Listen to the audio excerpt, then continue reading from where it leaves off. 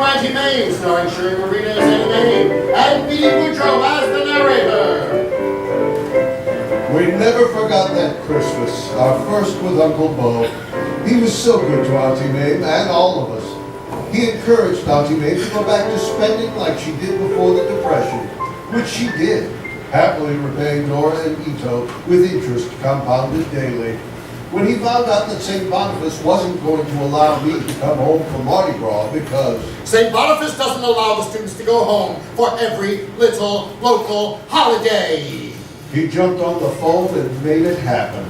Mardi Gras morning, we were on Canal Street watching the parades. I went back on Ash Wednesday to see the start of construction on the Burnside Memorial Library. The following summer, I left St. Boniface on a train, headed for Bastrop, Texas, and the Burnside estate of Peckerwood to meet Uncle Bo's dear sainted mama.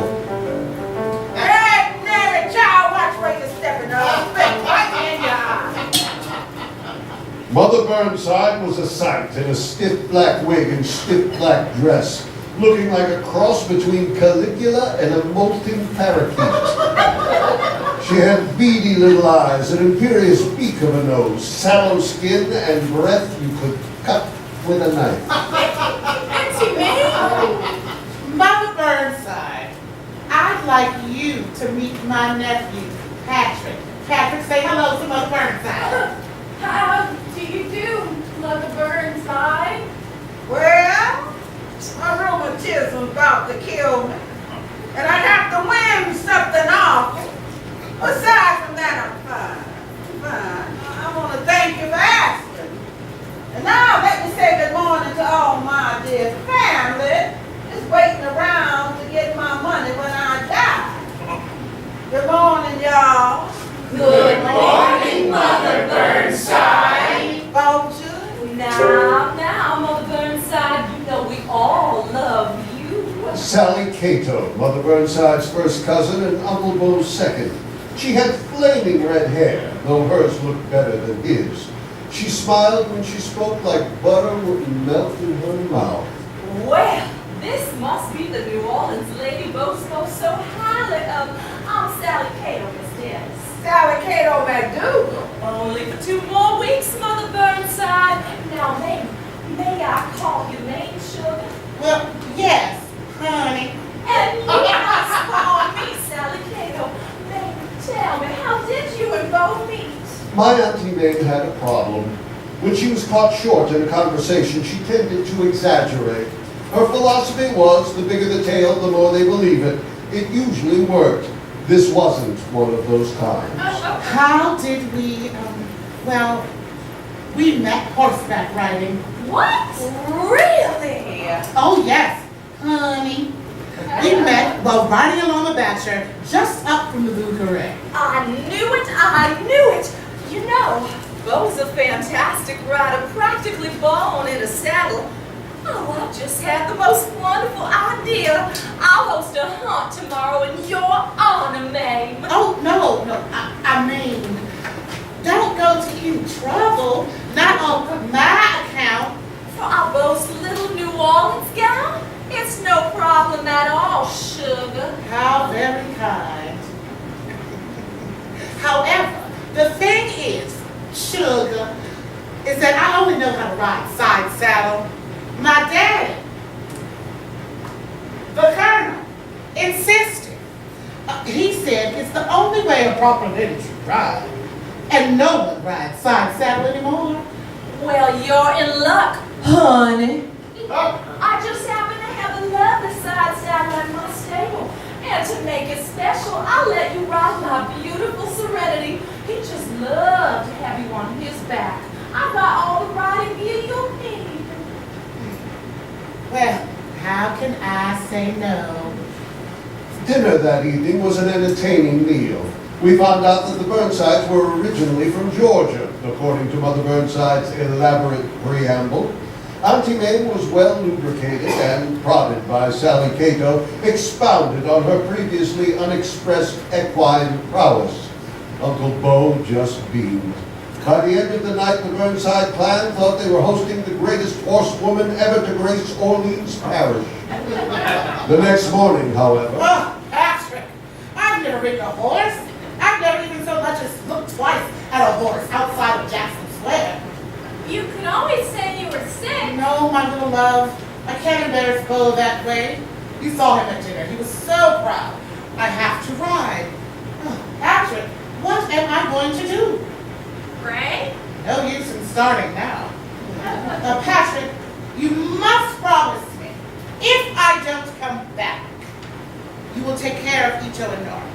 And for God's sake, tell your Auntie Vera to dye her hair. I'll be dead, so I don't care what she has to say. Auntie Mame emerged from her room in what was supposed to be riding wear. The costume provided by Sally Cato was obviously meant for a cheap mannequin with a hip displacement. Still, she marched on with whatever dignity she could muster down to the front of the mansion. I'd say she mounted Serenity with some difficulty, but that would be a lie. It took 10 minutes to put her into that side saddle. The moment she was up, Serenity bolted and they were off. The moment the huntsman saw her, he sounded the horn. A frantic coyote was released at lightning speed, and the hunting party galloped ahead to meet the hunt. I watched from the veranda of Peckerwood with Mother Burnside and Sally. Mother Burnside watched the hunt through her opera glasses, calling it like a Kentucky Derby. Around the tennis band and they buy you gals right high. I doubt she they'll make it ever creek. Not only did Auntie Mame make it to Edward Creek, she leapt over it like a champion rider, if you ignored her cries. Patrick! Oh, Patrick! I noticed that all the family and friends of the Burnside clan gathered on the veranda were watching Auntie Mame intently. I could see why. She was quite a spectacle out there, riding side saddle for her life.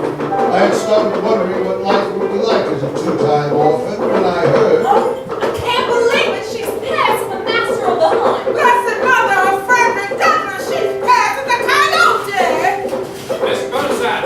Miss Burnside! A shortish man in overalls and a straw fedora came up the steps and on the ladder. Miss Burnside! Is that Serenity out there? Yes, I believe it is. That horse is a killer! Saddle! As the animal inspector for this county, I told you ages ago to have that beast put down. Oh, did you? I don't remember that. Auntie Mame had somehow guided Serenity towards an old tin shed, where she was thrown into a pile of hay bales. We rushed over to find her comforting Serenity, who looked genuinely upset. The coyote wasted no time in getting away. It's a wonder you survived, ma'am. That's because she's an excellent horsewoman. Mame, honey, I'm asking you now, will you marry me? Oh, yes, And that was that. Not only was I not going to be an orphan, I was getting a new uncle in the bargain. 4 weeks later, I was back at St. Boniface, and Auntie Mame and Uncle Bo were off to see the world. I joined them for the holidays in Europe, then back to school, where I would receive the rare gifts of a beefeater hat from the Tower of London, a Turkish coffee set, and a golden statue of the Hindu god Shiva. I had never seen Auntie Mame so happy, but it was only to last a year, until Uncle Bo's untimely death. She was devastated. So devastated that she spent the next 2 years revisiting all the places she and Uncle Bo had gone. But after 2 years on the Grieving Widow Tour, as Auntie Vera called it, she was back in the States with a smart set of widow's weeds and a restless yearning for a new creative outlet. By then, I was in college, focused more on girls than my studies. She came to see me at my dorm room before heading home to New Orleans. I was keeping a surprise for you, my little love. I'm writing my memoirs. You're what? Why? Because I was invited to do so. I happened to run into my old school chum from Sacred Heart, Bella Shuttleworth, and she invited me to a literary dinner. I suppose I had a little too much to drink, and I began telling them about my life. One thing led to another. A literary agent suggested I write a book, and here we are. She went back home, and every week I received glowing letters from her detailing her progress and her own literary genius. Then one day I received a letter asking me to come home immediately. There was an emergency. It was signed Agnes. Agnes? Agnes who? I was convinced she was dying and caught the next train back home. Ito picked me up at the station and carried me home to Beekman Place. The moment we walked in the door, oh, hello, Ito. Please tell Mrs. Burnside I typed up those 3 chapters from last night. Hello? I'm just going to get myself a refreshing bottle of Dr. Nut as a reward. What was that? The Alice B. Toklas at Chaptula Street, Agnes Gooch. Is that her real name? In New Orleans, who can say? Oh, you're Patrick, aren't you? Of course you are. I'm Agnes Gooch, your aunt's private secretary. I sent you the letter. I had to take her word for it that she was Agnes and not Abner. She was dressed in what looked like a series of sweaters and a long skirt that defied any mention of curves. Her hair was pulled back into a tight bun, seated atop a large, thick pair of glasses. Well, I'm here. What's the emergency? Oh, Patrick, it's awful. They've rejected your aunt's book. Who has? Her publisher, Mr. Woolsey. He's in there with Miss Charles, talking to her about using A ghostwriter? Do you know what you're suggesting? Patrick, my little love, give your Auntie Mame a moment. She's finding. All I'm saying, Mame, is that you need someone to edit you. You've given us over 1,000 pages. So I'm supposed to turn over my entire life to some hack. Oh, Banyan is no hack. He's a respected author and poet, and not bad on the old eyes. Well, I won't do it. I don't care if you scoured Ireland for the next Oscar Wilde. Mame, it's already done. That'll be him. Now, Mame, this is for your own good. O'Banion is here to help. Well, we'll see about that. Tell the door.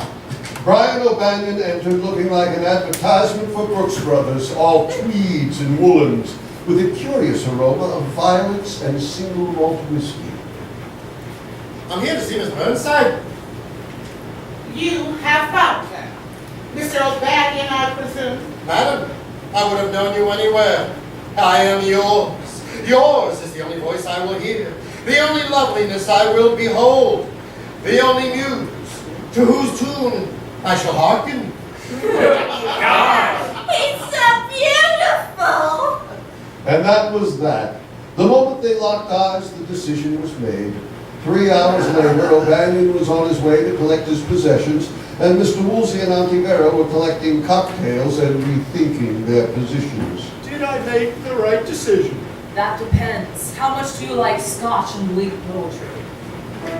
I went back to college on the next train, and Auntie Mame went back to red hair. Each week I got letters detailing her literate joy on working with O'Banion and telegram updates from Auntie Vera. Your Auntie Mame is in full Irish bloom. Stop. Wears nothing now but O'Banion plaid. Stop. She looks like a roll of adhesive tape. Stop. Please make her stop. However, my Auntie Mame was constant in one thing, her inconstancy. As the holidays neared and the book was coming to a close, she grew more and more impatient with her co-author. Things came to a head on New Year's Eve. Brian, what is this? You've rewritten the first 12 years of my life. Ramadan, it had no soul, no poetry, no sex appeal. Why aren't you dressed? I'm not going, Brian. I cannot go on with this any further. What? Ha! It's our publisher's party. We have to attend. Now go get ready. I told you, Brian, I am not going. Now you look here, Mame Dennis Burnside. I am walking into that party tonight with a beautiful woman on my arm, one way or another. I'll be waiting in the study. Don't keep me waiting. Why can't he go by himself? That would be improper. I'll have to find someone to escort him in my stay. You know, Patrick, it's times like these I wish Nora hadn't decided to retire. Well, Mrs. Burnside, I think I'll turn in. You have a good New Year. Good night, Agnes. Agnes, have you ever been to a New Year's Eve party on Canal Street? What? Agnes, I'm going to give you the best gift I can. A brand new you. Tonight, you're coming out. Where? Oh, no, not that. Tonight, Agnes, you will accompany Mr. O'Banion to the party. Oh, Mrs. Burnside, I can't. What would I do? What would I say? Agnes, if you learn anything from my memoirs, learn this. Life is a banquet, and those poor suckers are starving to death. Mrs. Burnside, what are you saying? I'm saying it's time for you to live, Agnes. Live! Patrick, you come with us. I need a gentleman's eye. 1 hour, 2 girdles, and hundreds of dollars of makeup and creams later, Auntie Mame emerged from her suite only to be met on the stairs by O'Banion, looking impatient. In 5 minutes we'll be late. I thought you were changing. Brian, I said I wasn't going tonight. However, you won't be going alone. I've asked Agnes to be your date. Agnes, are you joking?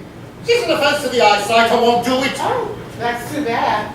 I'm certain her parents, the Duke and Duchess de Gooch, will be very disappointed. What was that? Oh, you didn't know? No, not would you? Agnes is one of the de Gooches. Very old-fashioned, very rich. She's only working for me for the experience. Well, I'll just have to pop up and tell her the whole thing's off. Now wait a minute. Let's think about this. It would be rude of me to deny her the pleasure of the party just because my feelings are dashed. Therefore, I will accompany her. Very rich, you say? Loaded. Agnes, dear! Agnes came down the stairs like an emerging butterfly. She was radiant in one of Auntie Mame's glamorous gowns, and if her eyes were a little glazed, O'Banion's were positively glued. How on earth? Now, you go downstairs. Each of us in the Bentley, waiting to take you to the party. Agnes, may I take your arm?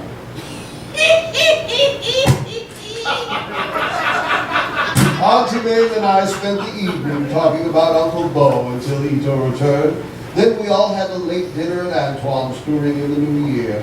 The next afternoon. Agnes! What happened to you? Where's Brian? I don't know. I don't remember anything except a room full of people some reason, and people cheering. Oh, my head. I've gotta lie down. But what happened to Mr. O'Banion? I don't remember.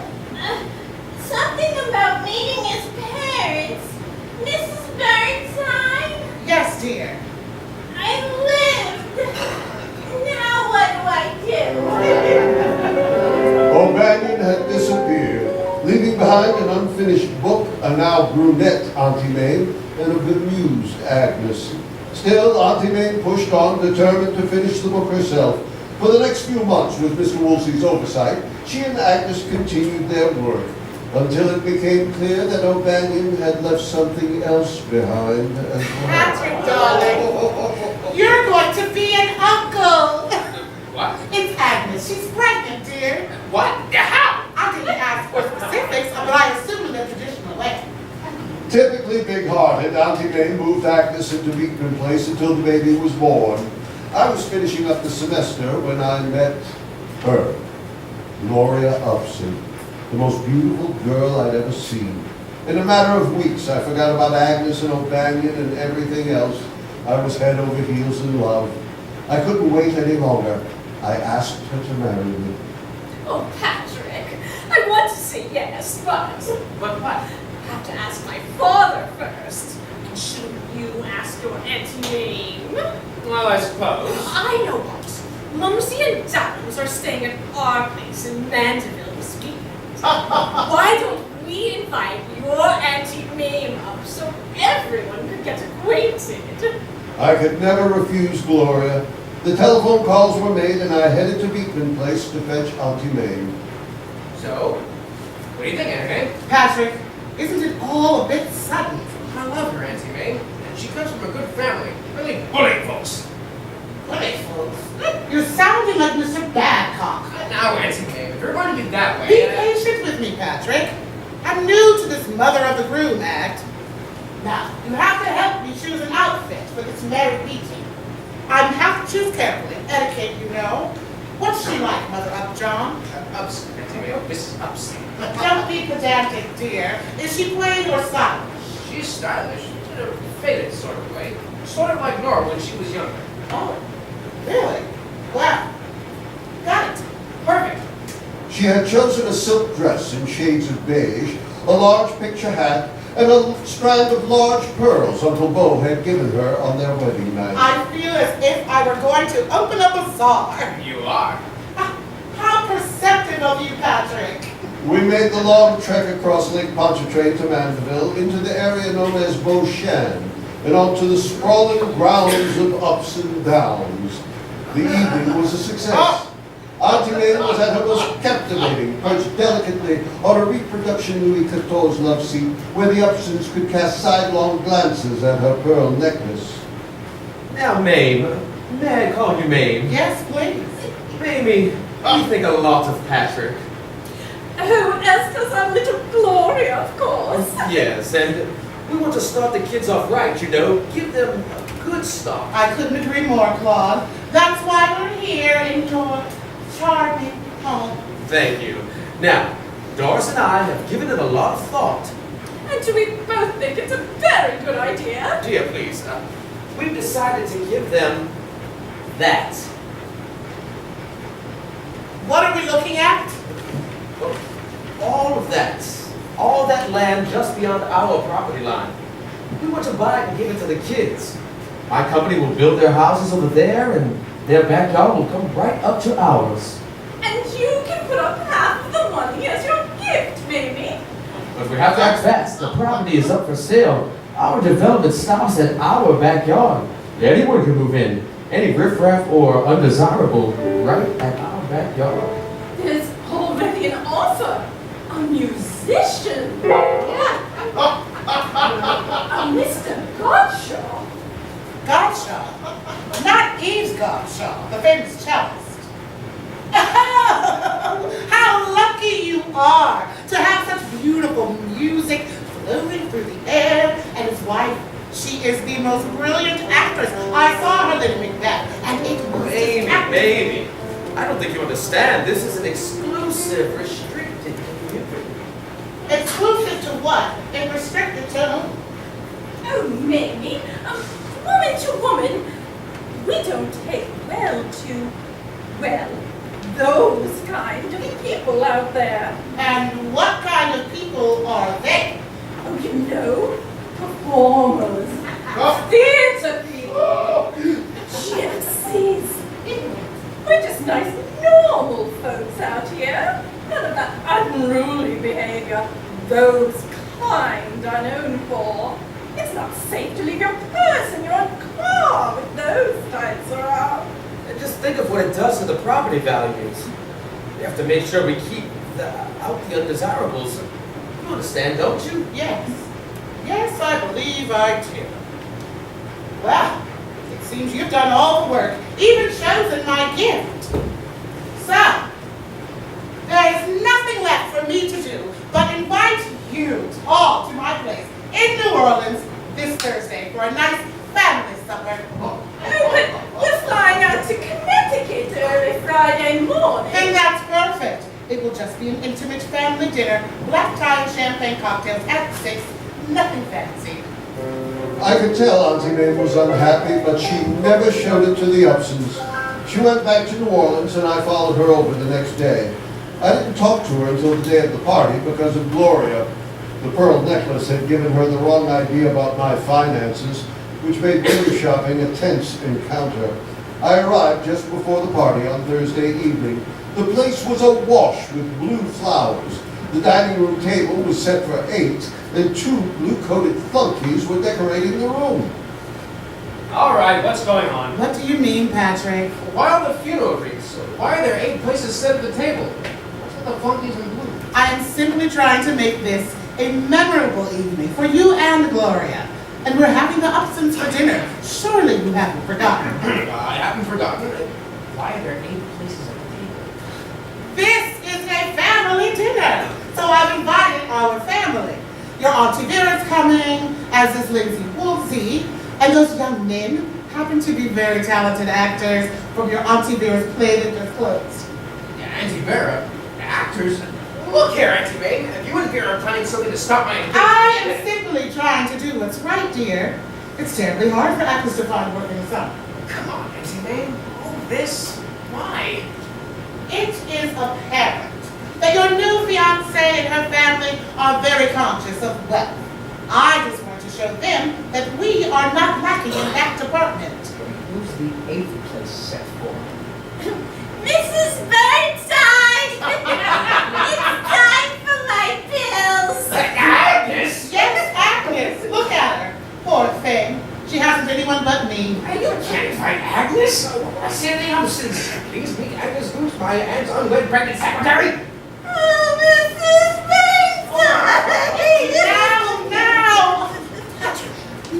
Now. Don't go to pieces, Agnes. We must rise above it. You go take your pills upstairs and get yourself ready. Okay, Mrs. Burnside. Auntie Mame, I don't know what's going on here, but if you ruin things with Patrick, my little love, I'm doing all of this for you, dear. Ito, answer the door. Now you don't worry about a thing, dear. Tonight, you are surrounded by family. That's what I'm afraid of. Mr. and Mrs. Upson arrived, and Auntie Mame was in her element, a vision in light blue and diamonds. Ito brought out the champagne cocktails. Gloria gave me a peck on the cheek, and we were all about to sit down when the doorbell rang. It was Auntie Vera, dressed in a very stylish red gown, studded with black rhinestones, a ruby necklace the size of a door knocker, and a white feather boa. From the corner of my eye, I saw Mrs. Upson compulsively straightening a simple dress. Next to Auntie Vera was Mr. Woolsey, holding a package wrapped in brown paper. Everyone, I want you to meet 2 members of our little family. This is my dear friend and publisher, Lindsay Woolsey, and my oldest friend in the world, the queen of the American stage, Vera Charles. Oh, Mrs. Charles, I can't tell you what an honor it is to meet you at my engagement party. No, I just loved you on Broadway in Candle in the Wind, didn't you, dear? That was Helen Hayes. Mame, you look gorgeous. And I have a surprise for you. What's this? It's your book. I got the first run today. It's going to be reviewed into tomorrow's papers. And from what I understand, you've got a hint. Well, isn't that something, Claude? Mame is literate.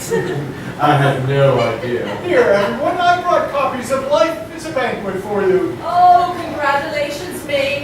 Now I can finally find out what happened at all those parties I attended. Patrick, this is my engagement party. Can't you do something? What do you want me to do? Auntie Mame's been working on a book, well, all her life. Well, I can do something about it. Oh, Mrs. Burnside. You know, you could practically write a whole book on what happened to me. What was that, Gloria? I said you could practically write a whole book on what happened to me.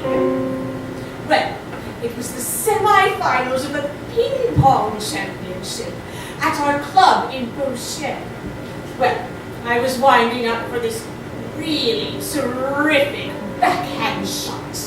The ball bounced down, and I stepped on the ping pong ball.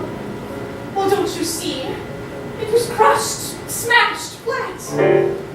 Anyway, we went to go get another from the supply closet. And can you believe it? The supply closet was locked. We ended up having to call the whole thing off. It was ghastly. Well, it was simply ghastly. It was amusing. Hilarious. What is? Your story. Announcing dinner is served. Well, isn't that fancy? Maybe I had no idea you kept stock. All for you, Doris and Claude. And only for tonight. Tomorrow morning, they go back to the St. Philip Theatre. They're actors, and fine ones at that. They're going into, what is the name of that show again? The Razor's Edge, Mrs. Burnside. Yes, that's it. It's a brilliant play by the Swedish playwright Allan. Who? Allan, a marvelous playwright in the style of Brecht. Very representational. It's based on an old gypsy legend Oh, about a hello, family. Patrick. I'd forgotten how many times you'd undressed me. Yeah, I was surprised too, Auntie Vera. Patrick! Oh, it wasn't like that, Gloria. I only did it after Auntie Vera had passed out. Oh, and look here, Midsummer Madness and the Bells of St. May. And that awful Christmas when we were so poor. Oh, and your Uncle Bo. Oh, Patrick. Mrs. Burnside! Mrs. Burnside, I got lonely upstairs. Oh, hello. Mr. and Mrs. Upson, Gloria, allow me to introduce my dear friend and personal secretary, Agnes Gooch. How do you do, dear? How do I do what? Honey, is she a member of the family? She's a member of somebody's family, and soon. I think I need to sit down. No, Mrs. Gooch. You just come over here and sit by me. We women know what it's like. There you are. Now tell me, Mrs. Gooch, what does your husband do for a living? Oh, Mrs. Burnside! Oh, now, Agnes, dear, not again, dear. The poor thing. Would you like a glass of water, dear? See here, Mrs. Burnside. Who is this woman? This is Miss Agnes Gooch. She is setting a grand example for all young women like herself. Mrs. Burnside says I'm fighting the stigma of the unwed mother. Now, really, Mrs. Burnside, this is going a bit too far. I agree, Mame. Shouldn't she be away somewhere? Certainly not in polite company. Auntie Mame, this telegram just came for you. It's from Brian. Brian? Heard about the publication of our book, Stop. Will expect immediate remittance of my 40% of the sales to be given immediately to my wife, Mrs. Agnes Gooch O'Banion. What? Oh, think, Agnes, think. Oh, wait. Maybe that room full of people? Maybe it was a chapel. And maybe that priest was there?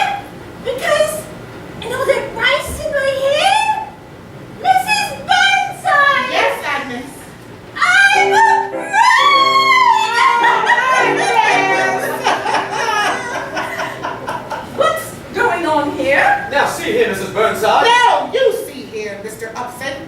This is a family dinner. A family of which you and your little Gloria may soon be a part. A family of actors and writers and wild and funny, creative people. Those are the people that helped raise Patrick into the fine young man he is. A man who appreciates the arts, the rare, the unusual.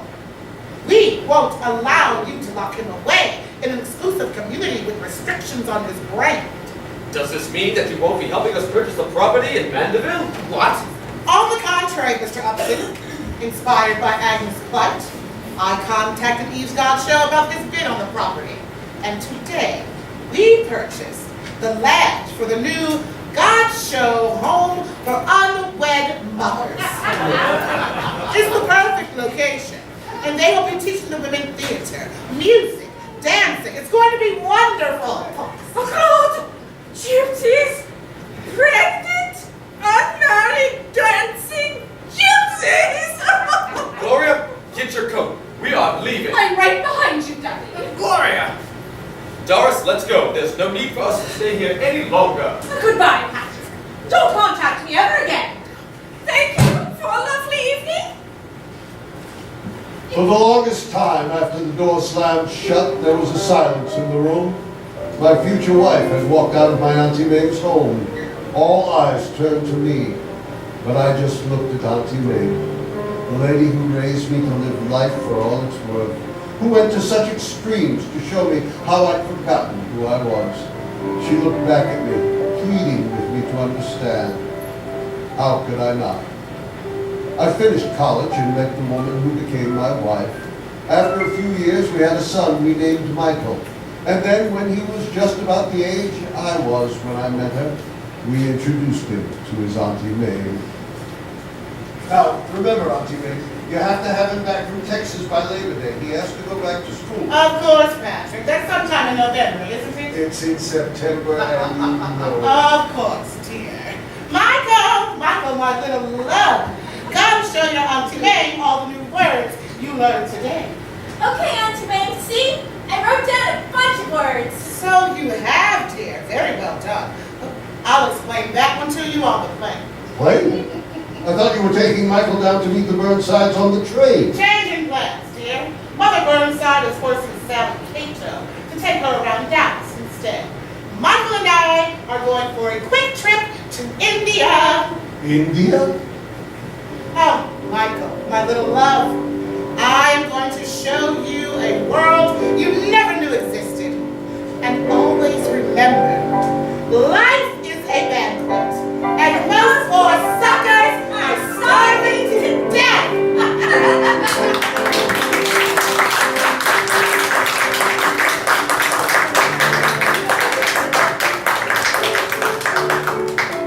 Say, Eddie, Yeah, BD. guess what it's time for? Did you find a better job? No, it's time for another word from Plebo. Oh, no. No, Plebo. This portion of the NVT Studio Party is brought to you by the Plebo Company. Plebo is happy to announce our newest product, Plebo Light. 25% less of whatever it is you don't like. But don't take my word for it. Let's ask tonight's stars what they think of Plebo. Sherri? Thank you, BT. I've been washing my hair with Plebo for years. It produces a fantastic lather and brings out the luxurious silkiness and the silky luxuriousness of my hair. I'll never use anything else. Thank you, Sherri. What about you, Alicia? Well, BT, I've been scrubbing my floors with Plebo for years. It tackles tough dirt with no waxy buildup. Builds up the rich wooden texture and the textural wooden richness of all my floors. I'll never use anything else. Thank you, Alicia.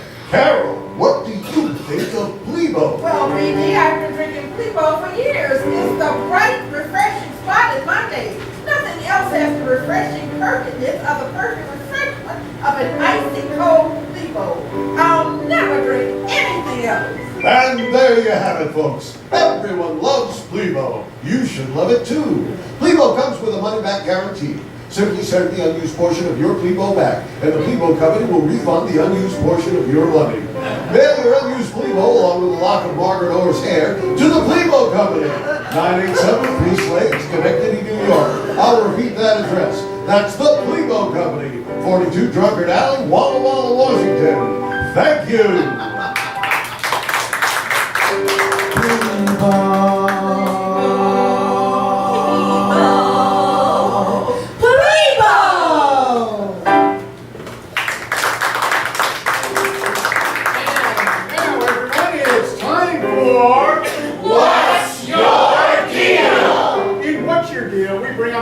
Audience and have our panel of local celebrities ask questions, find out what they do for a living.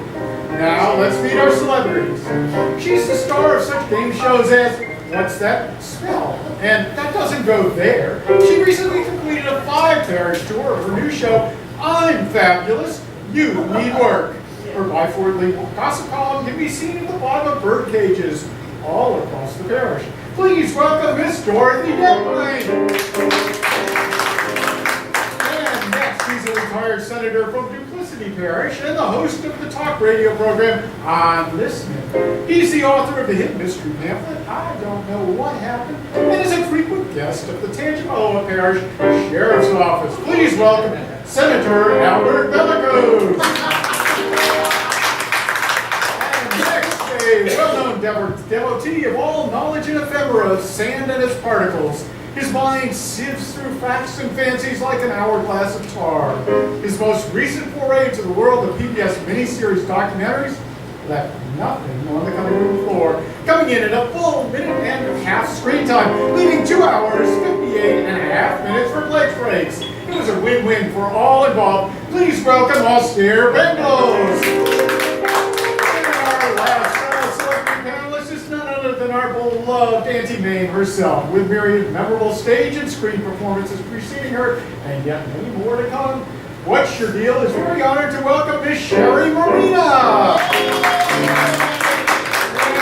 now let's welcome to our panel our contestant for this evening. With the contestant, please come down and we'll introduce you to our panelists.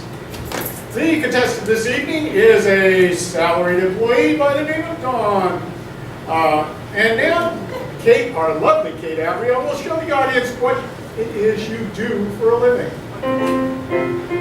Our rules are simple. Our panelists will ask you yes or no questions only, one each going in turn. At the end of 2 rounds, our panelists must guess what's your deal. We begin questioning with our own Dorothy Deadpine. Yeah, hi. So for your deal, do you have to wear a uniform or a costume? Yes.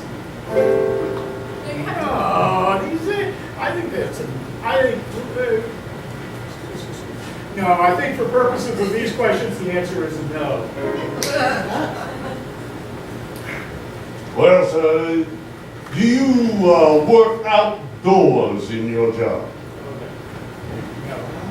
Don't be shy, Don. Welcome to the mic.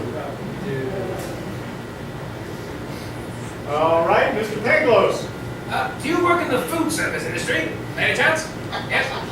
No. Miss Marina. Do you work with machines? No. No. Oh. Yes. Are you a Plebo representative? In my spare time. Oh.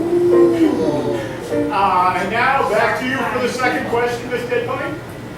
Yeah, so for your deal, do you work regular business hours, like 9 to 5? Yeah. Mr. Penglos. Rather, Mr. Bellicose. Do you serve the general public any libation? Yeah. Mr. Penglos, your second and final question. By any chance, do some kind of repairman or something? Oh, okay. And last question, Miss Marina. Let's just get to the bottom of it. Do you make a lot of money? All right, and it's time for your guesses, starting with Miss Deadpine. Okay, so fly with me on this one, Don. Are you a technician at an exotic bird animal hospital? No. Mr. Bellicose, your guess, please. Do you open oysters at an oyster bar in the quarter? No. Mr. Pickles. You a taxi cab driver for the disabled? No. And Miss Marina. Are you the guy that blows up the bouncy houses? All right, could you tell everyone what you actually do? I'm a baker. All right. And since our panelists could not guess your name, we are happy to award you a signed by the cast mini poster and a Main Street musical beads. So, for all our panelists, that about does it for this edition of What's your Deal! Thank you, Don. You can sit down now. You don't need to have an acceptance speech. Okay, folks, it's time for last call. So, as we're joined by Kate Abreo, David Ancar, and Danny Rubio, we'd like to wish you all no cares, no worries, and nothing but happy days. Happy days are here again, the skies above are clear again. So let's sing a song of cheer again. Happy days are here again. This has been the NVT Studio Party benefiting the Azienda Theatre. Featuring tonight's production were Boudreaux, Soline McLain, Jim Holmes, Alicia Schwarzenbach, and special guest stars, Sherri, Marina, and Sutton. Musical guests, Abreo and David Ancar, with the direction by Rubio. As a Mame adapted for Voice Theatre by Allan and Tallant. The NVT Studio Party was written by Mr. Tallant and the members of the NOLA Voice Theatre. Very special thanks to Part of Public Players, Studio WTA, Abreo, and the staff of the Azienda Theatre. The NVT Studio Party has been a production of NOLA Voice Theatre in New Orleans, Louisiana.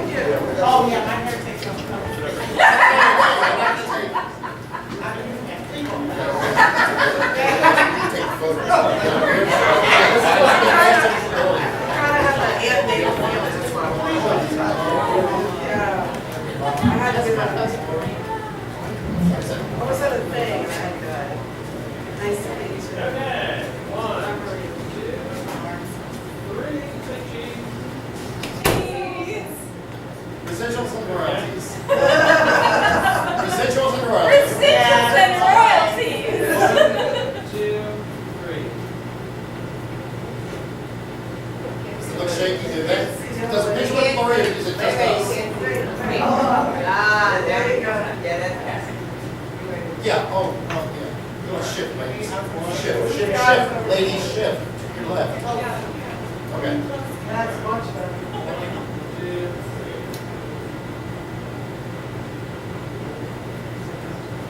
Take another, like 14. Go. Thank God you're a banker. Okay, guys, we're going to take one silly arms, whatever. Ready? 1, 2, 3. Jazz hands, whatever. Excellent. Thank you. Thank you.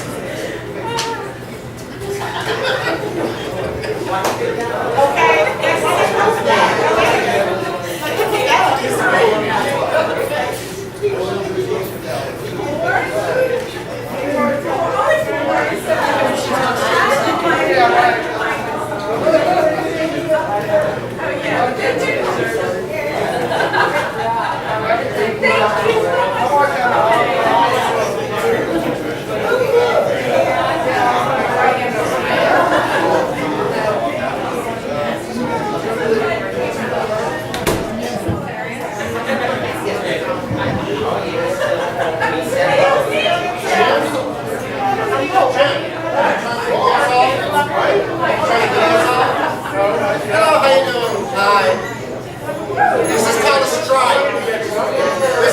right.